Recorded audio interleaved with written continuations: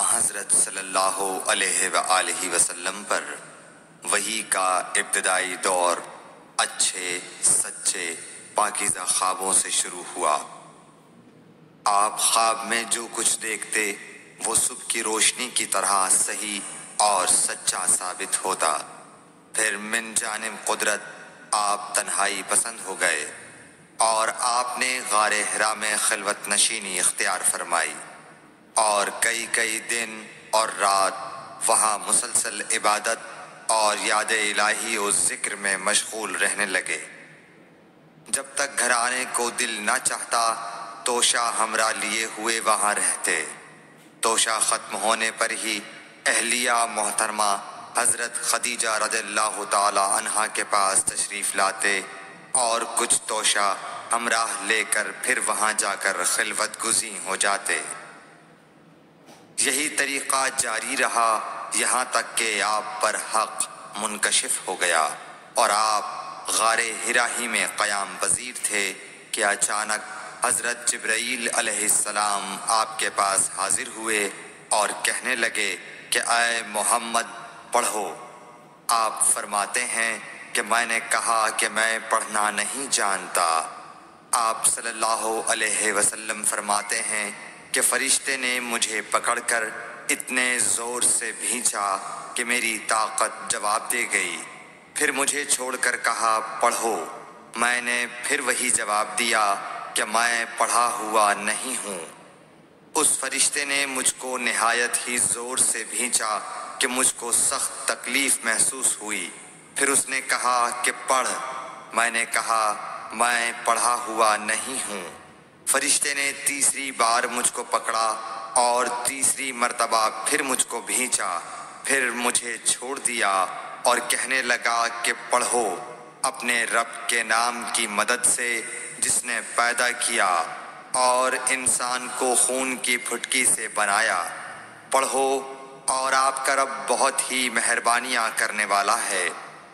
بس یہی آیتیں آپ حضرت جبرائیل علیہ السلام سے سن کر اس حال میں غار حرا سے واپس ہوئے کہ آپ کا دل اس انوکھے واقعے سے کانپ رہا تھا۔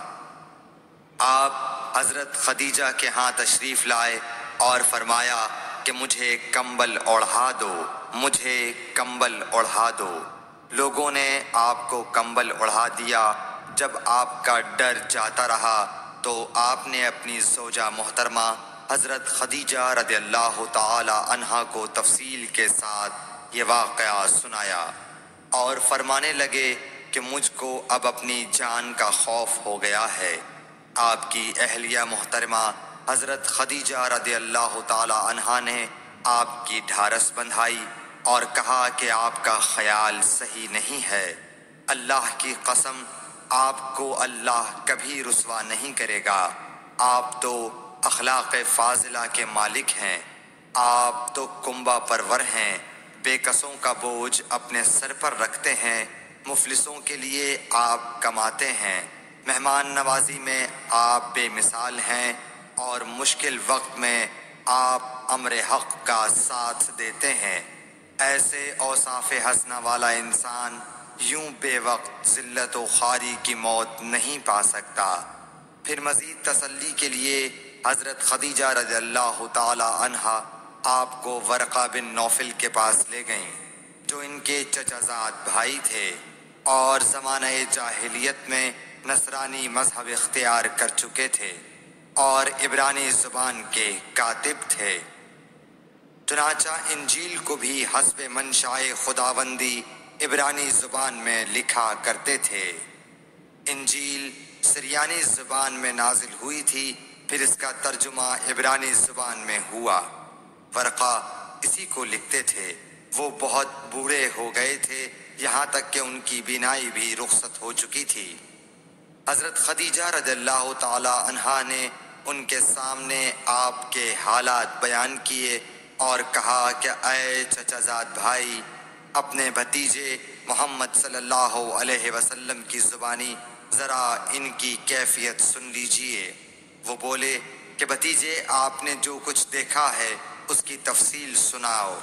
چنانچہ آپ صلی اللہ علیہ وآلہ وسلم نے از اول تا آخر پورا واقعہ سنایا، جسے سن کر ورقہ بے اختیار ہو کر بول اٹھے کہ یہ تو وہی ناموس معزز رازدان فرشتہ ہے جسے اللہ نے حضرت موسیٰ علیہ السلام پر وحی دے کر بھیجا تھا۔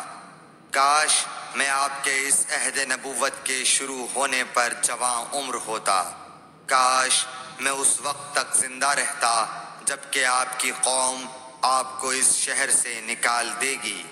رسول کریم صلی اللہ علیہ وآلہ وسلم نے یہ سن کر تعجب سے پوچھا کہ کیا وہ لوگ مجھ کو نکال دیں گے، حالانکہ میں تو ان میں صادق و امین و مقبول ہوں؟ ورقہ بولا، ہاں یہ سب کچھ سچ ہے، مگر جو شخص بھی آپ کی طرح امر حق لے کر آیا لوگ اس کے دشمن ہی ہو گئے ہیں۔ اگر مجھے آپ کی نبوت کا وہ زمانہ مل جائے تو میں آپ کی پوری مدد کروں گا، مگر ورقہ کچھ دنوں کے بعد انتقال کر گئے، پھر کچھ عرصے تک وحی کی آمد موقوف رہی۔